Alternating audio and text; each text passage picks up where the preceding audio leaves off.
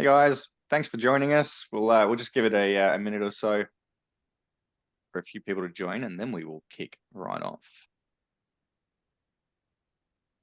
Hopefully everyone has had a good week.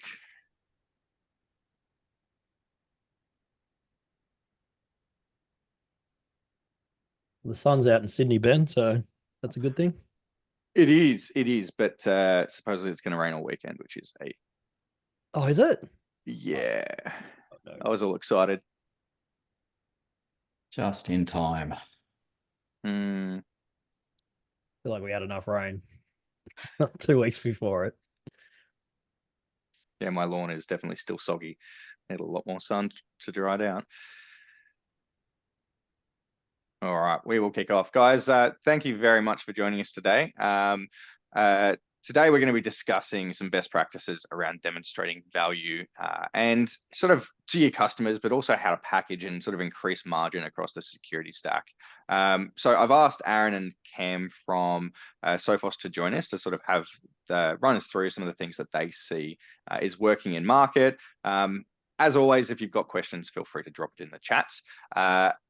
As a reminder, this is always recorded as well. So we will be sending it out after the session and it'll be available on our website and whatnot as well. So if you do want to share it around, feel free. We usually put this up on YouTube, Vimeo, and a few other places as well. All right. AJ, would you, so welcome guys, and thank you for joining us. Thanks, mate. Great to be here. It's been a while since we've had you guys on a webinar, so thank you. Do you want to share your screen if I stop sharing, and we will jump into your deck? Yeah, sure, absolutely. So should be up momentarily. So I'm going to start with the token person in a hoodie when we speak about security, right? So everything I want to go through today is I really want to focus on demonstrating value, because I really feel when it comes to MSPs and trying to sell security services, whatever security service you're selling, it's you have to elevate that conversation and be able to articulate it well to clients, because you have to demonstrate the value of what they're getting into before you can sell it, which obviously then means before you can package it and handle your margins. So I wanted to start here just as I get us a slight intro to where a lot of people think these attackers are still coming from. It's not the single person in a hoodie in a basement. It's much more advanced than that. So really, it's a whole bunch of people in hoodies in a basement, in a very fancy basement. But the reality is, they're very organized, right? The organized crime gangs are doing most of the work, especially in the markets, I guess what I'd say is the SMB market, or the SME, small to mid. They're organized crime, and there's often many groups and individuals involved. So there are a lot of people that will simply look on the internet, look for places to break in, look for credentials, and they gain what we call is initial access, right? From there, they move over to other people, and there's a whole syndicate of teams that will work on the actual encryption of files, stealing files, selling it, helping you pay the ransom, all of those types of things. But I really wanted to focus there that as advanced as they are and organized in their operational security for that component, the attacks and how they're getting into businesses is actually, it's not like these huge advanced attacks that you may hear from like nation state stuff where you've got individual countries attacking and going after Microsoft and all these types of very large scale things. It often starts with something quite simple. And we'll go into that a little bit in terms of when you talk about it. So I wanted to touch on some of those statistics, and just for the handful of statistics I'm going to bring up as we lead into this, how to talk about it. They're just from a report that we've put out quite recently called the Active Adversary Report. We do these every year. We actually are starting to do them every 6 monthly and look at the data from the first half of the year to the second. And yeah, that's where these statistics are coming from. So firstly, I guess the countries were represented in that report that just came out most recently is here. And I just wanted to put this on to highlight that what we are talking about today very much encompasses Australia. It's not just we're not just looking at US data or anything like that.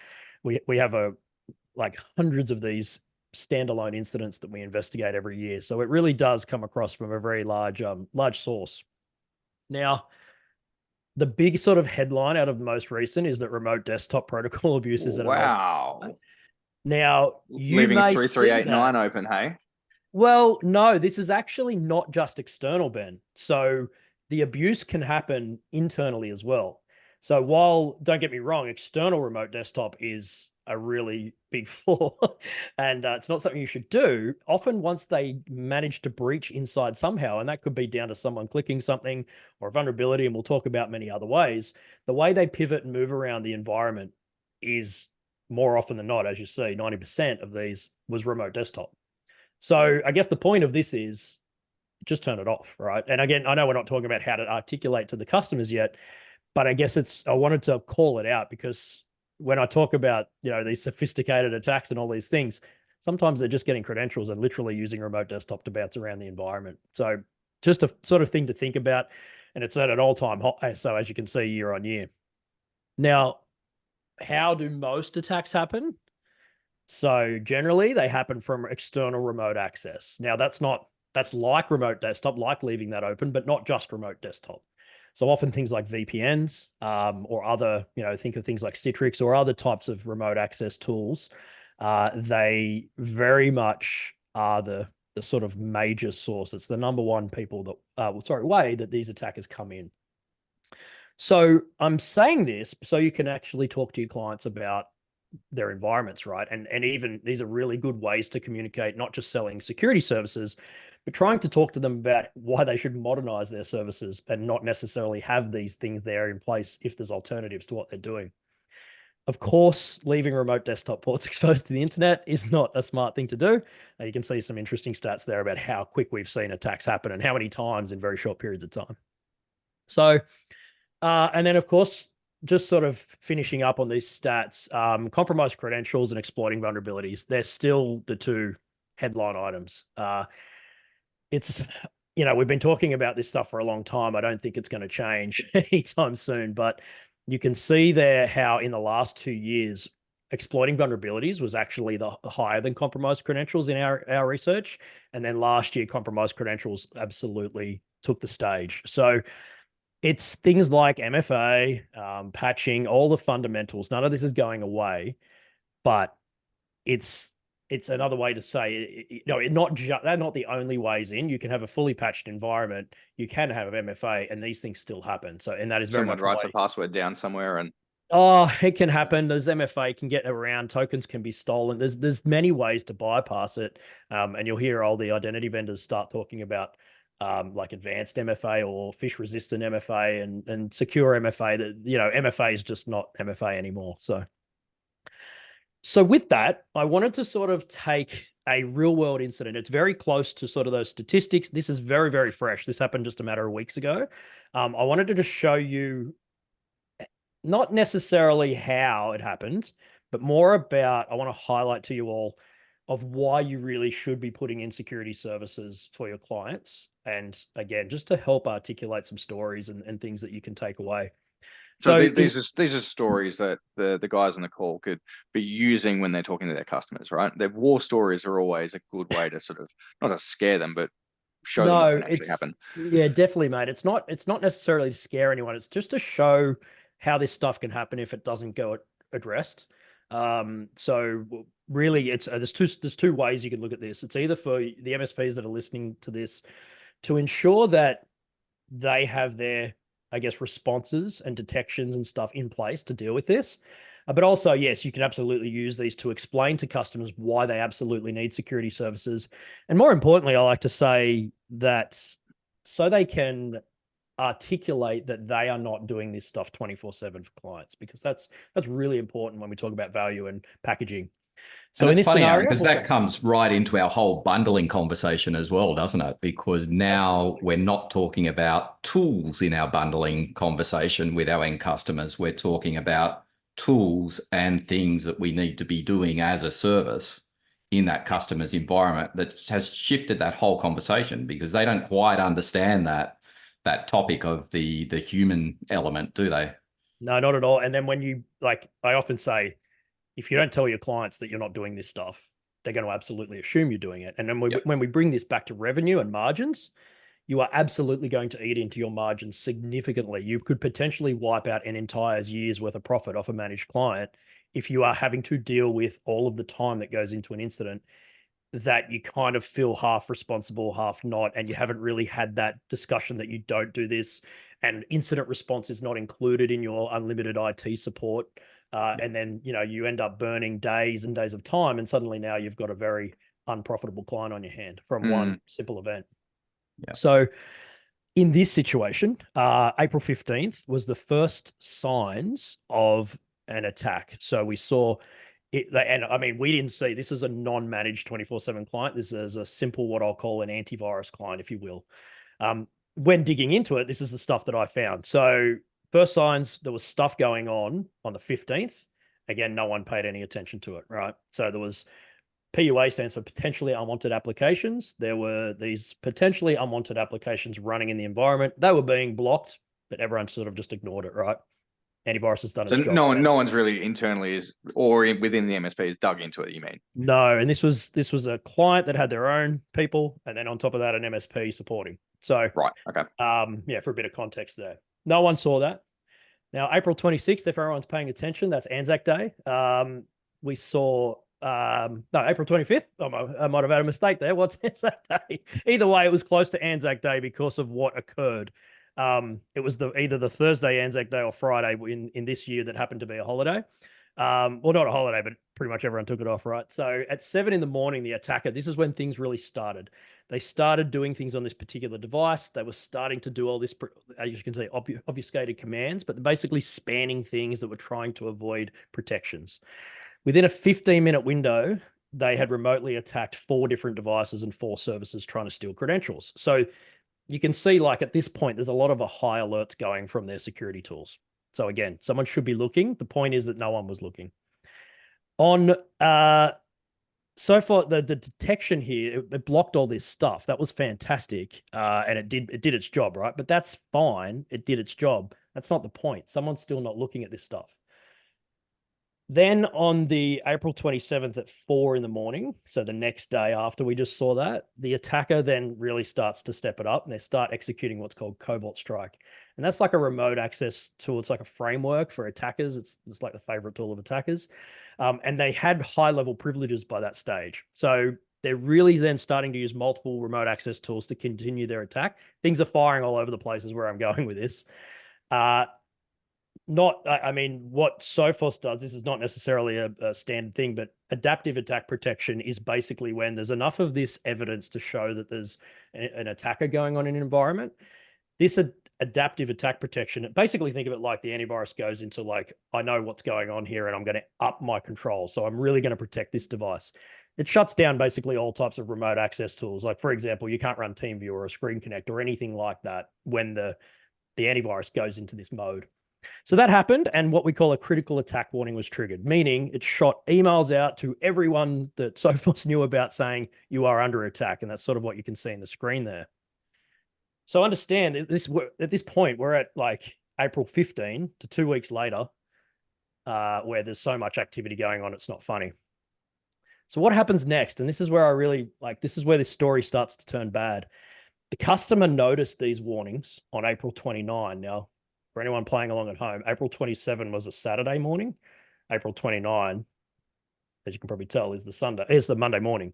So that's when they first looked at all these emails. They didn't look at the emails on the weekend, and this very much comes back to my point. They contacted their partner or their MSP. Their MSP actually contacted myself on the rapid response team, and they actually thought it was a false positive at that point. I very much pointed out it wasn't. It's time to really kick in. We spoke about what needs to happen from here, that incident response. It's time to dig in. Like, they're in the environment. We don't know how. Things need to happen. We really need to get incident response in there and clean out what's going on, understand the root cause, how they got in the first place, et cetera, et cetera. They decided to not go with that. They wanted time to decide. And, the partner, the MSP, said, no, I think we can clean this up ourselves. Unfortunately, that night at about 12:30 a.m., the attacker realized what was going on, and they simply just jumped straight onto their ESXi server and encrypted all of the servers. And I can see your face, Ben. That's exactly what I did when they called back the next morning and said, okay, now we need help. So it's not great, right? And unfortunately for this customer, it went from a situation where they very much could have avoided, well, not avoided, but picked up on this weeks earlier. to then could have very much known about it on a Saturday morning, to then finding out about it all and then choosing not to act. And then unfortunately they were down for 2 days while they were, restores were going on, investigations were going on and so forth. So they went from potentially staying online and not having a problem and then having to deal with what may have been stolen to then adding the cost of incident response and 2 days of downtime and trading on top of that. And I guess just while we're playing along, the root cause was, guess what? External remote services, believe it or not. So they didn't have 3389 open. They actually were publishing it Use through the 443, yeah. Yeah, 443, yeah, the RD web. So I don't believe there was MFA on it. And if there was, it was somehow missed for a particular account or something to that effect. And then, yeah, once they got inside through that, they actually started looking around the environment. They found an unprotected device. There's that PC sitting in the corner of the server rack or something that's controlling the air conditioning or whatever the story is, right? There's always something that it's like, oh, don't worry about that. It's sitting in the corner. It's not on the internet. It's not published, right? But that's where they were able to get to and then stage their attacks and basically sit there unmonitored, and away they went. So the majority of MSPs aren't MSSPs, right? Correct. MSS, Yeah, that's right. absolutely. So in terms of demonstrating value, when we're having these sort of QBRs or these account management meetings, actually sort of saying, hey, these things happen. This is what it looks like. They can be in there for 2 weeks, Yeah. but we're not currently looking at it. These are the areas that almost like a gap analysis, right? Yeah, correct. And Show I say this, so it's really important to highlight it. And I've got some other ways coming that I'll talk about, the best ways to sort of reveal those gaps. That you use the word gap analysis, and I use that all the time. Helping clients understand that there is a potential gap. So stories like this, stories that are in the media, if you are dealing with clients that are thinking, well, that won't happen to me, I'm too small. It's not about that. Those people in the hoodies that I showed you earlier, they only have one objective, and that's to make money. They don't necessarily care where it comes from. Yes, they target individual sectors that might have more sensitive data and are likely to pay to keep it not happen. But at the end of the day, they'll make money any way they can. If for those on the call or listening to the recording later, and if you know about our Project Guardian, we monitor anything that we connect to the internet for open ports, expose vulnerabilities to the web, and there's hundreds and hundreds constantly, right? Firmware on the router gets outdated. A tech opens a port because some third parties asked for whatever, or they're trying to do the right thing. So yeah, I guess it does happen more often or not, right? And it is, if we can monitor all of those bits and pieces, what did your slide say? They were like every minute. Oh, we've seen situations where 3389 is open to the internet, and within a minute, it was already being attacked. So it's pretty much automated at this point. So, yeah, look, and those tooling like Project Guardian is an automated tool that we've built, obviously coming from a good place, but yeah, if you think of how readily available that information is, it isn't just the big guys, right? And so I think it's the appetite for risk, right? It's like, what's the customer's appetite for the risk if something is detected later on? So you're right, Ben, like all these detections are awesome, but then what do they already have pre-modeled to be able to look at these environments and be... So actually, I mean, I know you've got some slides later on, some content later on, AJ, but actually asking that question, right? Hey, what are you going to do? What happens to the business? Those sort of things as well, right? Can you survive being down? Yeah, you have to elevate the conversation, because what I'll recommend to everyone is don't go in to business owners, wherever it is, or leaders or C-levels, boards, and tell stories about 3389 open. Like, they don't know what that is, right? Like, you have to elevate that conversation to a level that helps. So, for your own purpose, go and look at things like Shodan. Like, Shodan is a tool that you can just scan the internet right now and see what's open with what vulnerabilities. Like, it's that simple. So services like Project Guardian are fantastic. That's a really great thing to do. And Ben, to your point, most of this stuff that we find a lot, like where it's led to bad stories, it's not, sometimes, don't get me wrong, it was bad hygiene, but a lot of the times it was mistakes. Oh, that was left open by accident, or that was open to test something, or now there's a vulnerability, but there wasn't a vulnerability yesterday, and I just signed off to say everything was good. Like, it happens a lot, and it's We reset the password to something not complex because we needed to quickly type it in and we forgot to change it to reset it later or whatever the case. There's Yeah, always yeah. there's always something, mate. So so yeah, look, I encourage people to start using different security services to help customers think proactive. So what I mean by that is there's often there's like a lot of doom and gloom, right? There's like, if you get hacked or assume you're going to be hacked, what are you going to do? And I understand that. And you need to have incident response plans and things in place to deal with that. But I often like to use those examples because if you're not really having those conversations with clients, they're just going to assume that they're going to call you and you're going to make it all go away. But again, back to your margins and revenue and having the expertise to do this, you probably don't. And I don't mean that to insult anyone, but I mean that to say it's hard work. Like, it's not a normal thing. So, and again, I guess I'll just touch on, if their answer is, well, I'll just call my insurance. That's not thinking very proactively about this, right? It's not trying to get in front of it. It's like, you're not going to say, I'm not just going to brake at the traffic lights in my car because I've got insurance. Like, it's just not something you do, right? You have to think a little bit proactively about avoiding these things.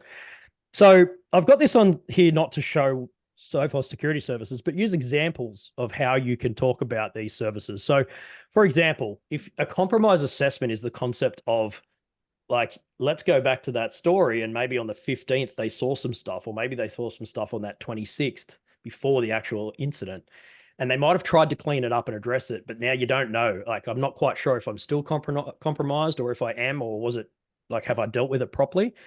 Those are kind of services that you can have in your back pocket to speak to customers about. Well, what would we do if there was a potential scare or a minor incident that we've dealt with? Would your board want more evidence than the MSP sending an email and saying we fixed it? Like, these are all what these kind of services are there for. So you can start having those conversations that hopefully, at a very high level, get them thinking about what would they do. Even if it's not building a full incident response plan, maybe the customer's not ready for it, at least you're starting that dialogue to think about it. Rapid response or incident response services, therefore, when it all does go very bad, as in, the answer, and I've said this to you, Ben, I've said this many times, you can't just restore everything from backup. Like, you can, don't get me wrong, and you're going They to might still be in there, right? well, there's that they could very much well be in there. And if you restore to yesterday's, well, they probably have been in there for 2 weeks, like the story I just showed you. But more so, think about, like, your first reaction is, as an MSP, we have to get them back online. The customer's first reaction is, I need to be online. I need to trade. It's costing me money. That's all well and good. But if you restore over the top of the incident, you are wiping evidence. Understand what you're doing there. So if the customer then does down the track go to try and make a claim on their insurance, you're going to be left held with potential liability problems there. And I've seen this happen in the real world, because understand, if you just wipe everything, all that evidence of what was gone has disappeared now. It's like a crime scene and you're standing there with a bottle of bleach. Like, it's not the right thing to do, because you may get found in the middle of some awkward conversations about why you did that. So yeah, that's what those services are for. They're very expensive. Like, emergency incident response is very expensive. So you want to obviously try and avoid that stuff. Now, MDR services, so they're the more proactive side of it, right? That's that 24/7 detection and response piece to avoid this from ever happening. And in the example we just spoke about, back on the 15th, that stuff would have been addressed by a team at whatever time of the day it was. And the rest that followed would have never occurred. So that's sort of how that plays out. But then another one, if you are trying to sell some form of MDR service, whether it's Sophos or not, or your own sort of advanced security services, whatever it is, if you're really struggling to talk about it and get people to pay the money for it, I've got this sort of incident response retainer idea to help you think about it. And then also I've got some other things coming up as well. So incident response retainers are basically a prepayment that you pay for to have this rapid response team that you see over here on standby. And basically, normally at some kind of discounted price, or you've got some hours banked or something of that nature. And if you are struggling to get them to pay the premium for the proactive MDR service, you can use a retainer to say, okay, well, if that's not within your budget or not something you want to do, let's go back to what would we do if something happened? What would we do if the insurance isn't going to front up, or you don't have insurance, that's where these incident response retainers can live. Now, I'm not saying that to go and sell them. I'm saying that to at least start the conversation and trying to get people to think about it. It sets that expectation as well of, well, this might not actually be included in my MSP package. That's right, right. which protects your margins. Very right? much so. Because by default, the customers, oh, it's IT, you take care of it all. That's right. And really, it comes yeah. fundamentally down to their incident response plan, right? Like Correct. if you don't have something like this, what does happen when something all goes bad in your environment? So, and most SMB customers don't have that in any way, shape, or form, right? It's and we always talk IT. about pushing compliance and frameworks and stuff. That's great, but like, let's be honest, a lot of the smaller, they don't want to do it unless they're getting forced into it. So there is that. You absolutely should try and go down that path and have partners in place to do that. But yeah, it's at least if you're having these challenge. conversations, you're setting yourself up for a better outcome, right? If you're not having these conversations, you're adding risk to yourself, and at least they know that that's the pathway if an incident does happen. Yes. And to Aaron's point before as well is obviously we need to fess up and say we're not, as an MSP, doing this 24/7, right? Like as we talked about before, a lot of end customers just assume you're a managed service provider and we've got endpoint with you. Aren't you looking at all our alerts and doing forensics all the time? It's like, right. I hear that all the time. Absolutely. I have this saying internally that expectations fail without communication. And that's kind of the same thing, right? The expectations aren't aligned unless you set them. That's right. That's so true. Mark Isles from Tech Research Asia presented some data just this week and for some stuff they were doing across APJ for Sophos, actually. But it was about customers that have been through a breach, and it was about incident response plans and planning. And the stat was 78% of people that had written an incident response plan wrote it after an incident. And that's really just mind-boggling, right? Like, it just shouldn't happen. So yeah, anyway, I guess it's just about having these conversations and making sure you're not talking too much jargon, too much security, too much technical when you're sort of elevating that conversation up to the board and the right people. So on that thought process, I want to talk about demonstrating value and highlighting what I call highlighting the gap. So you said gap analysis earlier, Ben. Now, my first suggestion to everyone would be go and get this book and read it. It's a short hour-and-a-half read. It's very cheap. Go and look it up on Amazon and grab it in any form that you want. But Jennifer does a fantastic job in this book of gives you very good examples and techniques of how you can come into these conversations, lead the customer to being conscious of, cybersecurity is a big problem, right? And then talk about the gap in that what they have, what we've just been talking about, what they have today versus what they need, highlighting that gap and then providing a solution. It's all about that sort of 3-step, we'll send a link around as well after this as well. So we don't get a cut of any sales from going and buying. No, I don't know Jennifer either, so it's all good.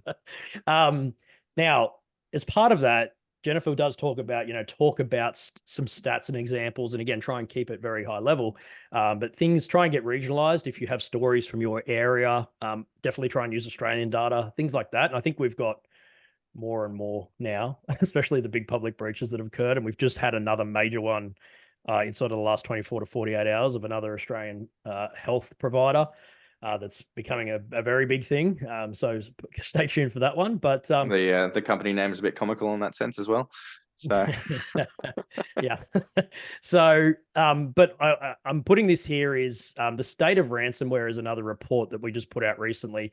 I'm not pushing Sophos reports. What I'm trying to say to you is look for reports from the vendors. They all spend a lot of money on putting these reports together. So use these because there's some fantastic stats in them. And if you do go and Google this thing right now and open it, you'll probably go, oh God, Aaron, there's 20 or 30 pages in here. And yes, they're very detailed, but there's some golden nuggets in there that you can use, some really good stats. Similar, the report that I just was taking those stats from earlier about RDP, that's another one that is another really good read because the state of ransomware is sort of more high level around what's going on in the industry, whereas this report here is very much just from the actual incident. So when it went all so bad, the ones that we've investigated. So I guess it's like a book of war stories, Ben. So. putting my marketing hat on, those stats and those sort of quotes are really useful from, and that education piece of it. They may not get it for one meeting, right? You kind of have to have that repetition, right? So if you're leveraging these through social media, through your, your QBRs, hey, these are the key things you should think about every quarter. If they're not there today, hopefully you can get them there in a year by starting to, changing the way they're thinking. And so these stats, even though they are, I wouldn't necessarily, maybe you can for the full report if they've got the appetite, but taking those snippets and gradually educating them and showing them that things are changing, that the risk profile is potentially increasing, and that it does happen to businesses like them. Won't happen overnight, but if you nurture that, you'll find that you can increase your margins and hopefully kind of go further up the stack in terms of your offering. Yeah, absolutely. I'll be honest, no one's going to sit down and read these reports that's not geeking out on security. So 3389, whoa! Yeah, my goodness.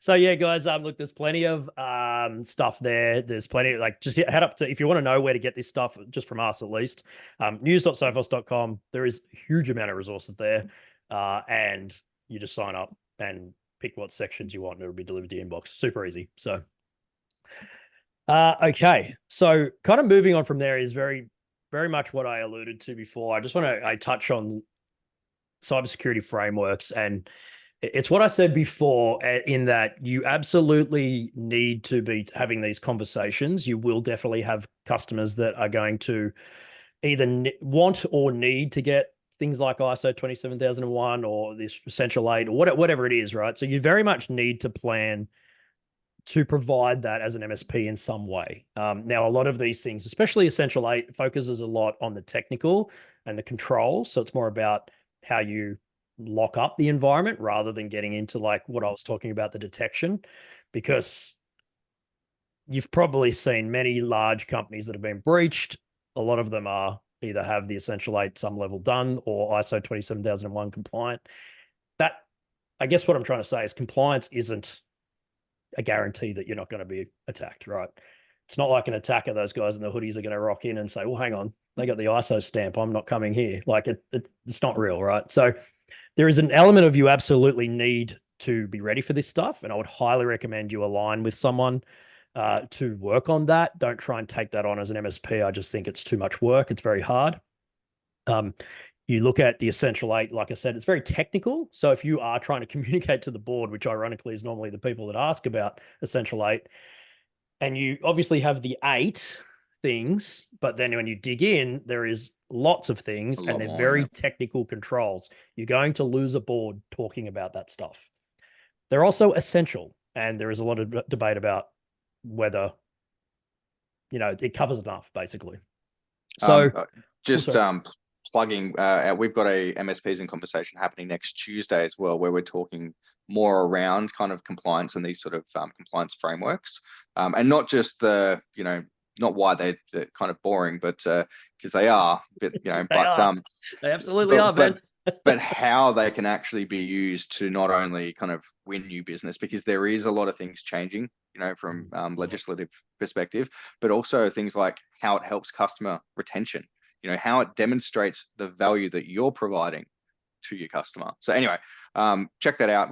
That's happening next Tuesday. It'll be recorded if you can't make it as well. But we've got a couple of different MSPs that have done really well on that topic.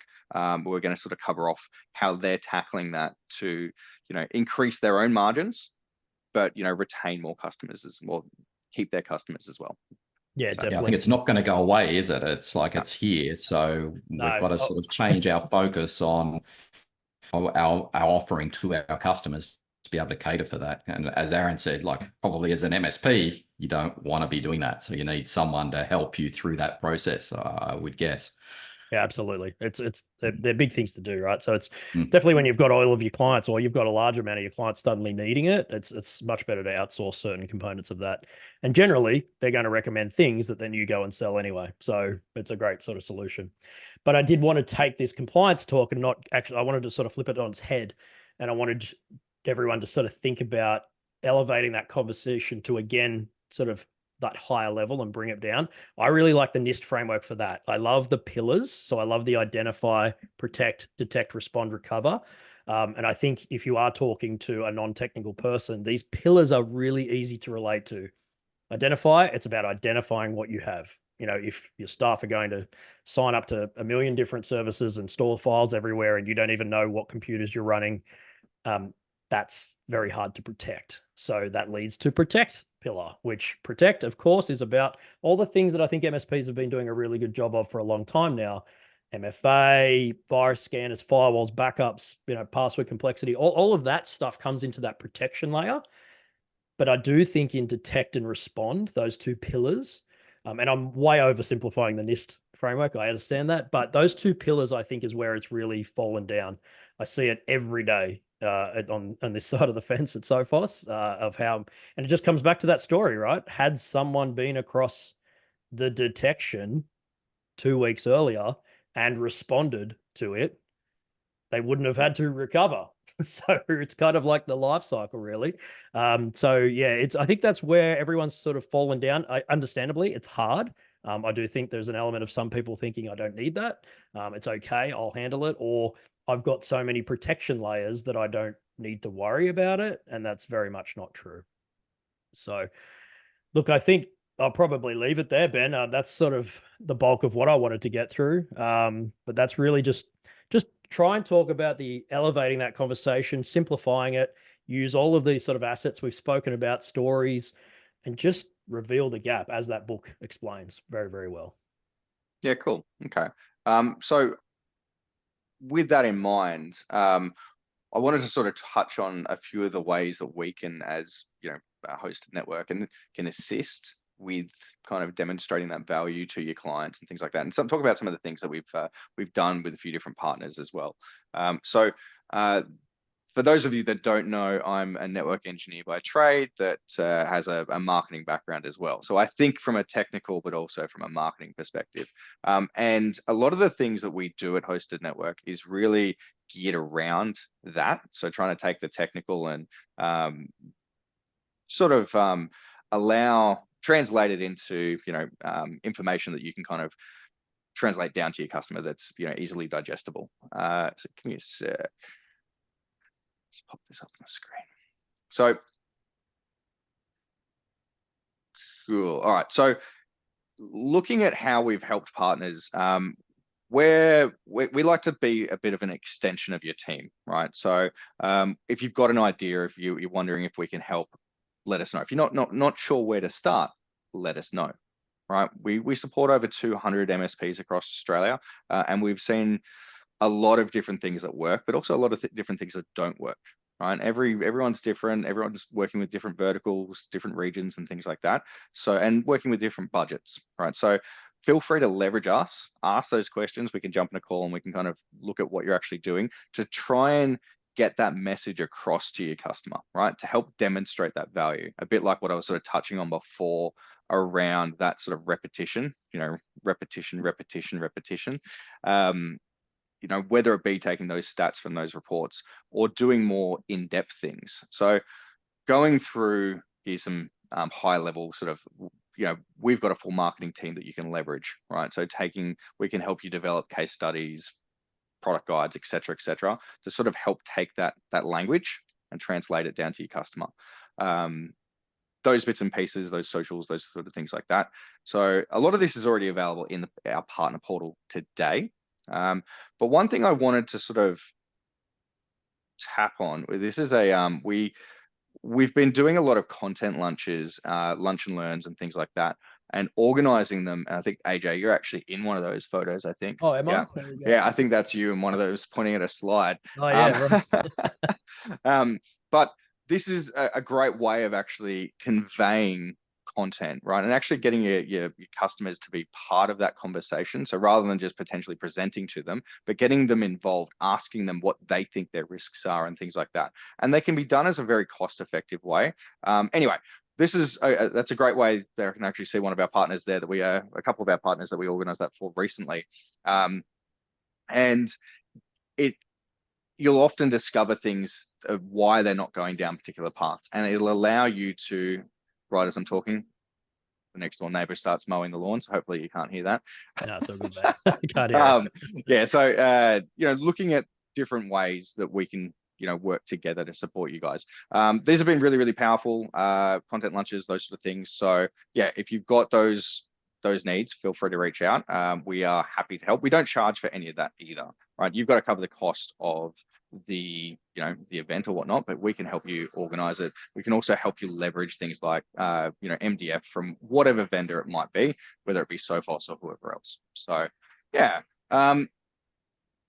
Wrong slide, I think but there's then my details. on that subject, you've probably had a lot of success in having multi-vendor sessions where you're covering a broader range topic for those MSPs 100%. coming in. I think that's a really important thing that I've seen with the success is, like you want to sort of get bang for your buck when you're coming along to one of those events and seeing that you're getting, a lot of valuable information across a stack or across a business model, which is the MSP.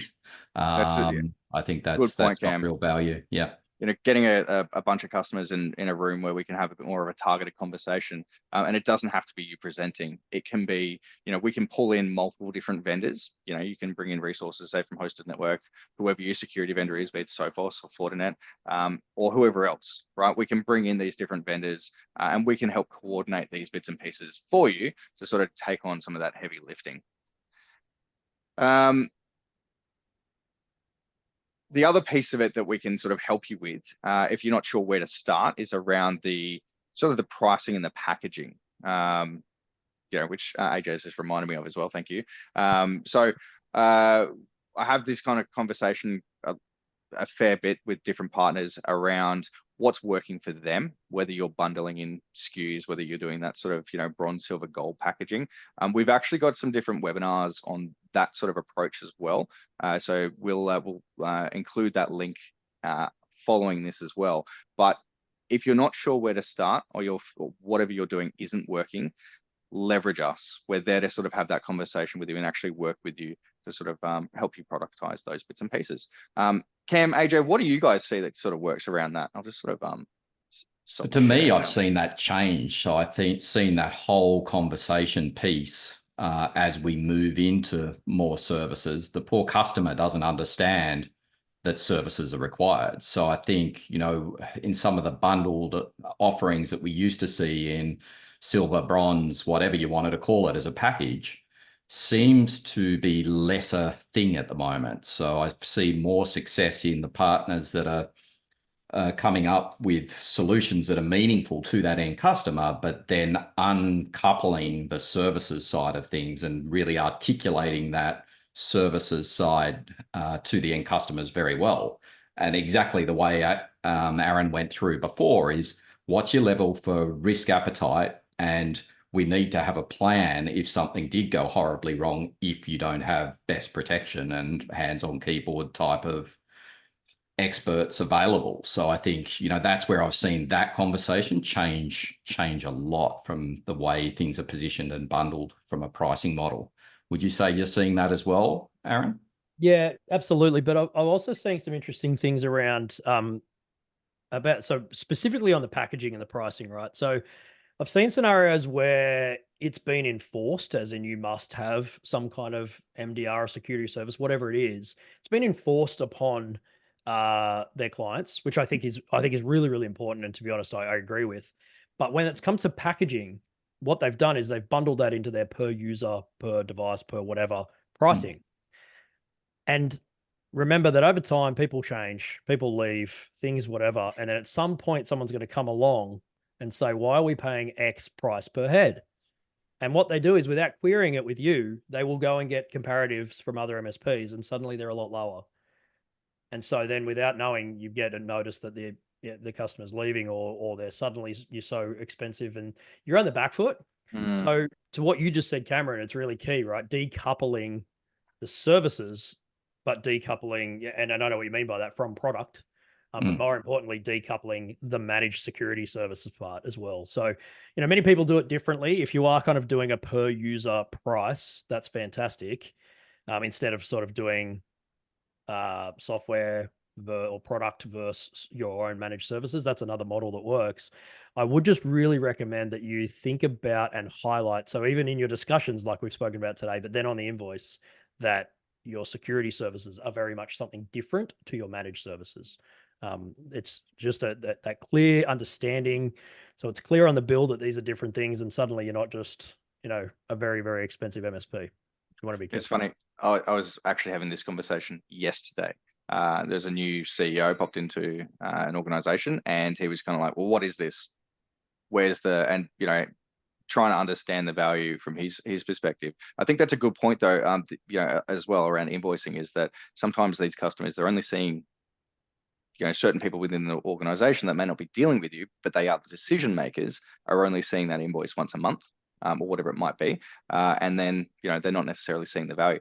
Would you recommend splitting that out or bundling it all still, or just sort of highlighting that of what's included? I've always been a big fan of splitting out the managed services, so forget security for a second, splitting that out from product and licensing. Like, that's personally what I always did. And it was always clear then. And I know when you bundle things, you can hide in additional margin and so forth, but it was always clear that to our customers, okay, that's what I'm paying for 365. If someone wants to pull things apart, to a point that they can, right? They can't pull apart my managed services. And I didn't do a per user managed services price. We did a per customer price. Of course, it was calculated that way, but we took avenues of, very rigid avenues of being able to measure how, I guess, taxing they are, and making sure that our revenue was still very strong for that flat fee. So the way we did it was very much, here's your product and licensing, here's your managed services, and we made sure that was always healthy. And then, of course, then there's your managed security part separate. So it was very clear. It wasn't just at one, whatever $100 per user per month that someone looks at and goes, that seems expensive. Because to your point, Ben, they don't know. If you get a new CEO, new financial controller, new whoever that suddenly takes on the role of IT, and that's all they have to look at is what they're paying. Yeah, and they're comparing it to what they're used to, right? So Correct, from yeah, it could another have been- organization, they've inherited that thought pattern. That's right. You don't really know what they had, and maybe they're one of those guys that say nothing's ever happened to me. Well, they're lucky, but when it does, that's when it all goes sour. That's right. But this also opens up a bigger conversation of, getting back to that, being articulating and elevating that conversation, is that you very much want to be that trusted advisor. So if there is someone new key coming in to the business, don't ignore that. Reach out, get involved. And if you're on the front foot, the first person they go to, then hopefully, if they do think things are too expensive, at least they will come to you and ask about that. So you can re-demonstrate that value, right? It's kind of like, it's not just in the demonstrate initial sales pitch. It's got to be, cool, this is what we're providing and why. If anyone is new comes into the business, you almost have to start from scratch, particularly if they're that decision maker level. Absolutely. But also, Ben, just on that, Yep. remember, managed security is no different to your managed services. I'm sure you've all been in situations where, when everything's running fine, someone turns around and says, "Why do we need you?" And that, I mean, that's a standard managed services MSP problem, that you always need to be demonstrating value. You always need to be there and visible, and making sure you have those relationships and good reporting. Managed security is no different. Just because you haven't had anything happen doesn't mean you don't need it. It's very, very important. So they're the same thing. They're a managed service, right? So if someone starts asking about return on investment, what's my return on investment on security? Is it zero? Is it that I'm not going to be hacked? That doesn't look very good in someone who's spending money's eyes, right? Like, the return on investment is nothing. But that's what it is, right? It's trying to avoid the cost of the risk. And that comes back to what I showed earlier about what would you do during an incident. We need to avoid that as much as possible. And then on top of that, we need to have plans for when it does happen. So, and I think that cost and that conversation of having something set up if something does happen really comes into, almost like an opt-out for customers of MSPs. I think, the MSPs I'm seeing now are being very successful in that mechanism with saying, hey guys, like, this is what we recommend. And we totally recommend 24/7 monitoring of your environment. But if you opt out, well, maybe that's well and good, and maybe that MSP retains that customer. And as you said, Aaron, some MSPs just say, look, unless you've got monitoring 24/7, it's too much of a risk for us now. So, I see different ways of doing that, but certainly having that conversation around opting out of that piece is very, very important, because I'm not saying you've mitigated your risk as a trusted advisor, but you've sort of advised that and you've explained the costs involved in doing that, decoupled hopefully from their security tools. But if they say no, well, it's tough, right? Like, how can you do it if they've said no to spending that extra money for what they really should do? Well, Yeah, I've seen a few times where they, MSPs get their customer to actually sign that letter to sort of say, hey, I'm opting not to take this and Yeah. I accept the risk. Yeah, most of Right? them are doing And that. Yeah. that can be a good security sales tactic as well, right? To sort of get them thinking, hey, well, actually, I have to sign this.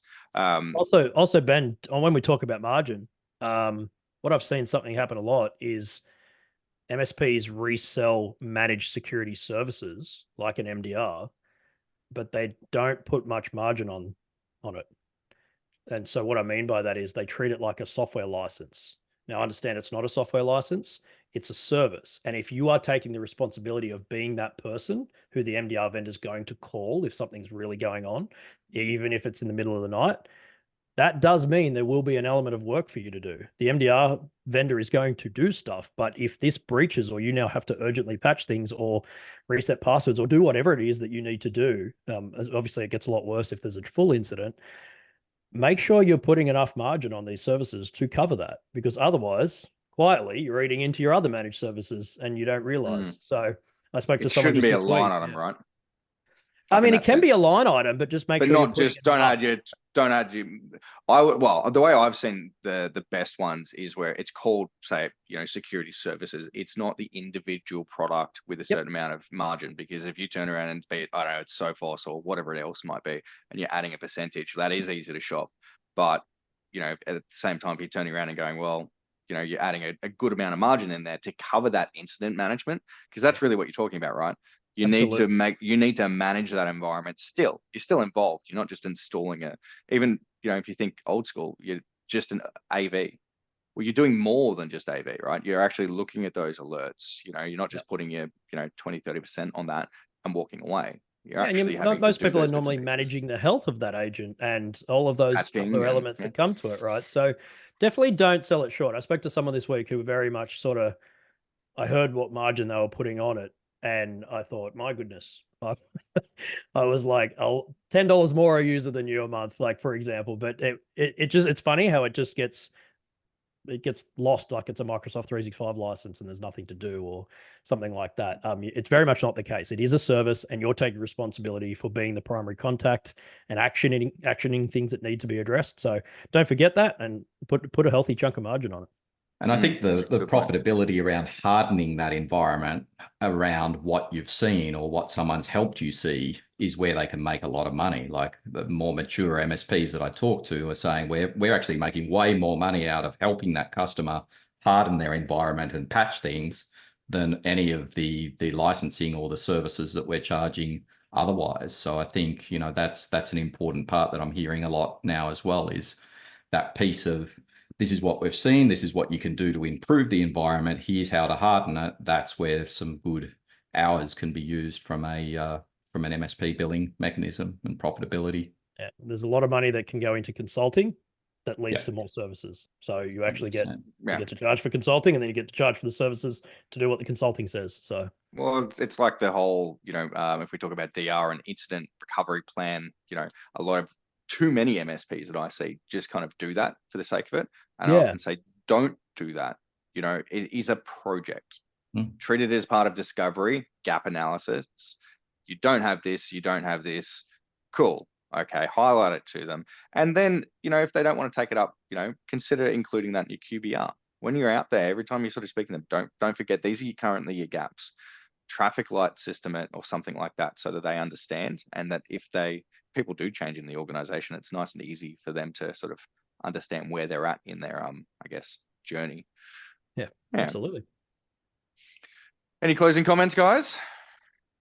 I mean, do we have any questions from anyone, or are we all pretty good on that front? We don't let me actually open it. I was saying earlier that I haven't used Zoom in I've been checking the questions. We don't have questions. Cool. No. Yet, but punch in any All right. questions if anyone's got any. Absolutely. Yeah, definitely. So one thing like I said earlier, we will be sending this around as the recording. We'll link you guys to that, all of those different assets that Aaron and Cam have talked about as well. And if you've got any questions, after this that pop up, feel free to let us know. We try not to be too scary, but yeah, give us a call, give us a buzz, and yeah. All right, guys. Awesome. Well, looks like we got no more questions. So yeah, thanks for your time. Thanks everyone for joining us. Thanks, everyone. Thank you. Thanks, everyone. See you guys. Bye.